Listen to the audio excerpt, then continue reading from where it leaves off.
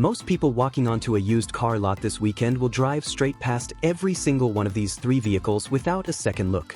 That's fine, because the people who know what they're looking at are putting 300,000 miles on $8,000 SUVs while everyone else is financing their next expensive mistake. 20 years of turning wrenches teaches you which cars keep coming back and which ones don't. I know those numbers are cold. And the car at number 1 on this list? A customer of mine bought one 3 years ago for $14,000. His neighbor called it a mistake, said he overpaid. That neighbor just handed his mechanic $4,800 for a transmission rebuild. My guy hasn't spent $1 outside oil changes. Stick around. You're going to want to know which car it was. 3 SUVs. 3 price points. All of them sitting on used car lots right now being overlooked because shoppers are conditioned to reach for the RAV4 or the CR-V and nothing else. I'm not saying those are bad vehicles. I'm saying there are deals on these same lots that will outlast those vehicles by years, if you know exactly what to look for and what to avoid. And here's the thing nobody tells you. Every single car on this list has a version that'll run to 300,000 miles and a version that'll cost you $4,000 before 100,000 miles. They look identical on the lot. Same badge. Same price. A completely different story under the hood. I'll show you the difference. Let's get into it.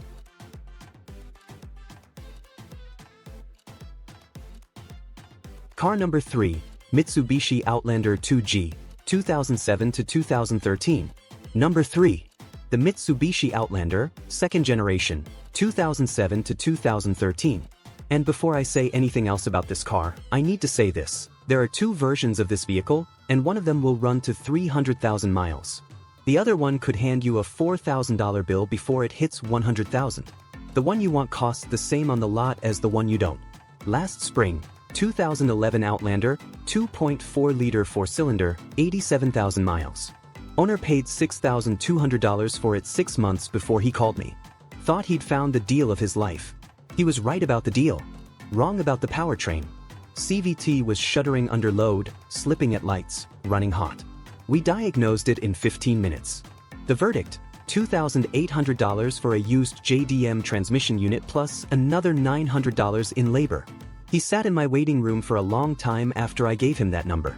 I've had that exact conversation maybe 40 times on this model. It never gets easier. Here's why it happens. The 4-cylinder Outlander uses the Jatco JF011E CVT, a continuously variable transmission that replaces traditional gears with a steel belt running between 2 variable width pulleys. The same unit Nissan used and got destroyed in the forums. Heat is the one thing this transmission cannot handle. And most owners never change the fluid. Mitsubishi says every 30,000 miles. Most service records I see show nothing, ever. Fluid gets dark, gets hot, belt starts slipping, and by the time you feel it, the repair is already decided. Here are the numbers. JDM used a unit with 55,000 to 65,000 miles on it. $800 to $1,500 plus $800 to $1,200 in labor. Independent shop rebuild. $2,500 to $4,000. Dealer quote, I've personally seen $7,000 on a car someone paid $6,000 for. And none of that math includes what you paid for the vehicle. Here's what you actually do. Walk straight past every 4-cylinder Outlander on that lot. Find the V6, the 3.0-liter with the 6-speed traditional automatic. That's a different car entirely. One owner I know put 506,000 kilometers on a 2007 V6 XLS on the original drivetrain. Numbers like that don't happen by accident. At the lot, pull the transmission dipstick. Pink fluid, no burnt smell, you're in the game. Dark brown, burnt smell, keep walking. One more thing. If you're buying in a snow state, get under the car first. Mitsubishi issued 2 safety recalls, numbers 16V45800 and 20V279000, for front crossmember corrosion on these exact years. I've seen frames with fist-sized rust holes that passed a dealer visual inspection 3 years earlier. Control arms don't just rattle when that crossmember goes. They detach. That inspection takes 2 minutes with a flashlight. The V6 Outlander is one of the most underpriced SUVs on the used market right now. People ignore the badge and walk to the Toyota. That's fine. Means more for the people watching this. That one has a split personality. You get the right version or you don't. Number 2 has no such drama. It's the same story no matter which one you pick up. And that consistency is exactly why it earned its spot on this list.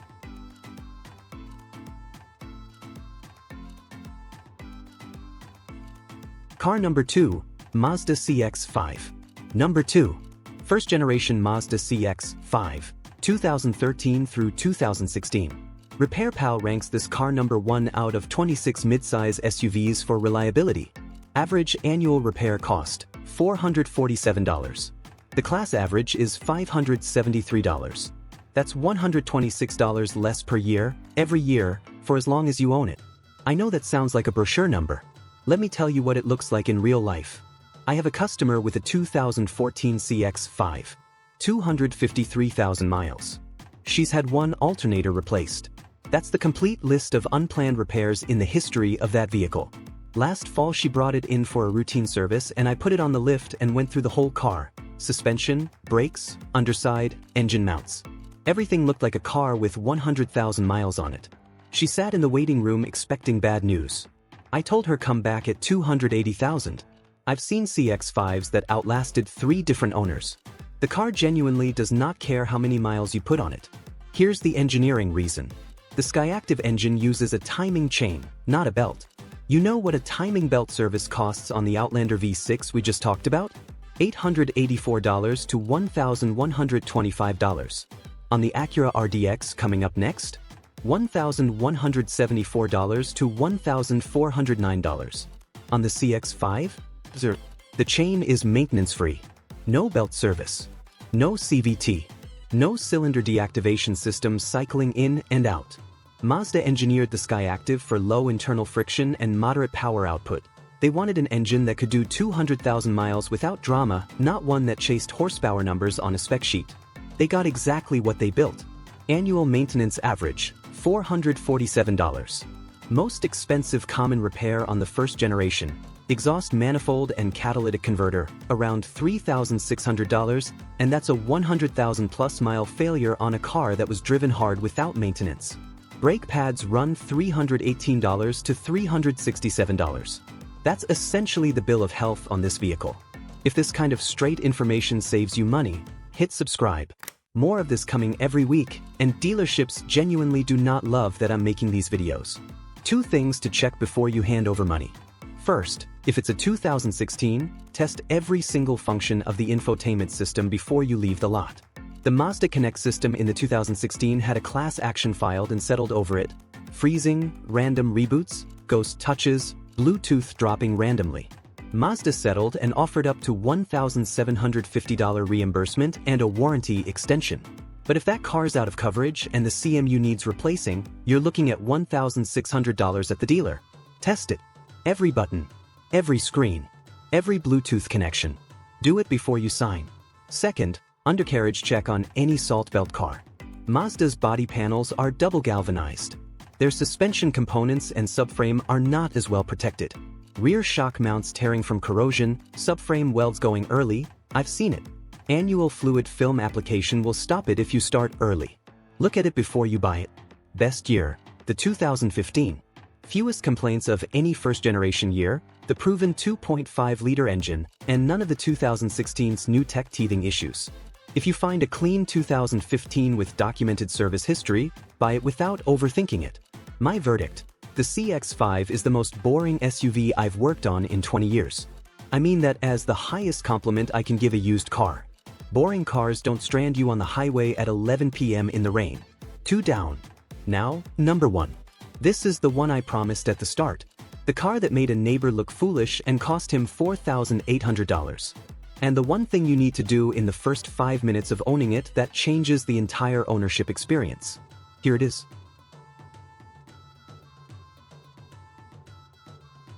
Car number 1, Acura RDX 2nd generation, 2013 to 2018.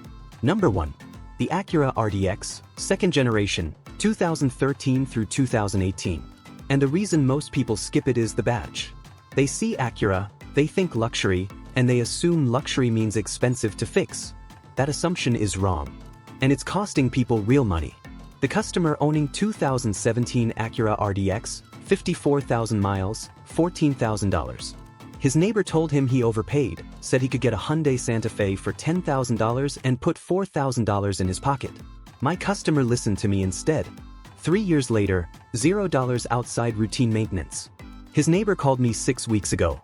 Santa Fe needed a transmission rebuild, $4,800.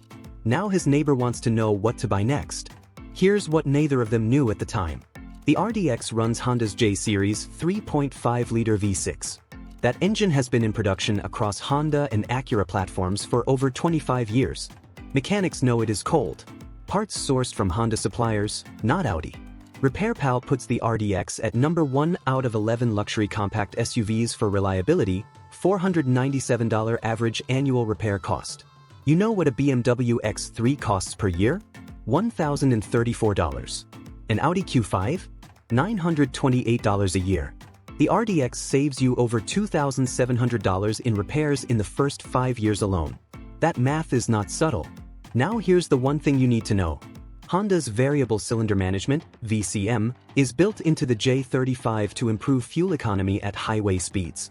It deactivates cylinders at around 1,200 to 1,500 revolutions per minute during light load cruising. On paper, smart. In practice, you feel a vibration through the steering wheel and seat every time the engine switches between 3 and 6 cylinders. Honda built it. Honda knows about it. Honda has never officially said it's a problem. But here's the secondary issue, and this is the part that matters more than the vibration. That constant cylinder cycling accelerates motor mount wear. Motor mounts run $800 each. They fail every 50,000 miles if you don't address the root cause. The fix costs $130. It's called the VCM Tuner 2. CARB approved, legal in all 50 states. You plug it under the dash in under 5 minutes, it prevents the engine from ever entering cylinder deactivation mode, and you lose about 1 mile per gallon on the highway. That's the full trade, $130 once versus $800 motor mounts every 50,000 miles. Every RDX I touch gets one installed. Every single one. I'm telling you what I do, not what I'm supposed to say. 2 more things before you buy. First, timing belt. The J35 is an interference engine. If the belt snaps, the valves hit the pistons and the engine is gone. Service is due at 100,000 miles, costs $1,174 to $1,409 at a shop. Before you hand over money for any RDX over 90,000 miles, you ask one question: can you show me the timing belt service record? No record? That $1,400 comes off the asking price. Second, pull the VIN and search the NHTSA database for the Denso fuel pump recall. It covers 2013 to 2023 RDX models. Fuel pump impeller can crack and cause the engine to stall with 0 warning. Free dealer fix. Make sure it's been completed before you drive it home. Best year to buy, 2018. Last of the generation, most refined, only 7 complaints on car complaints across the entire model year, and Acura extended the torque converter warranty to 8 years or 150,000 miles on 2017 and 2018 models. That warranty coverage on a used vehicle is worth real money. The RDX is the best used luxury SUV under $20,000 that most buyers have never thought to consider. Honda drivetrain. Acura fit and finish. Repair costs that embarrass every German brand at this price point. Buy it, install the VCM tuner before the first highway trip, and don't miss the timing belt. Drop your mileage in the comments if you own any of these 3 cars. I want to know what's gone wrong or what hasn't. I track this stuff across the community and it feeds into future videos. 3 SUVs that used car lots undervalue, the internet ignores, and that mechanics, the ones who actually see which vehicles hold together past 200,000 miles, keep pointing friends and family toward. The Outlander V6, the Mazda CX-5, and the Acura RDX. Next time a salesman walks you toward a RAV4 because everyone knows they last forever, you'll know exactly what questions to ask and exactly what sitting 2 rows over that might be the better deal. That's worth more than anything on a window sticker. If you want to know which SUVs I'd tell my own family to stay away from, the ones where the repair bill exceeds the car's value before 80,000 miles, I made that video. It's right there. Like, comment and share to your loved ones walking into the dealer lot this weekend. 20 years of turning wrenches. Take it or leave it, I'll see you in the next one.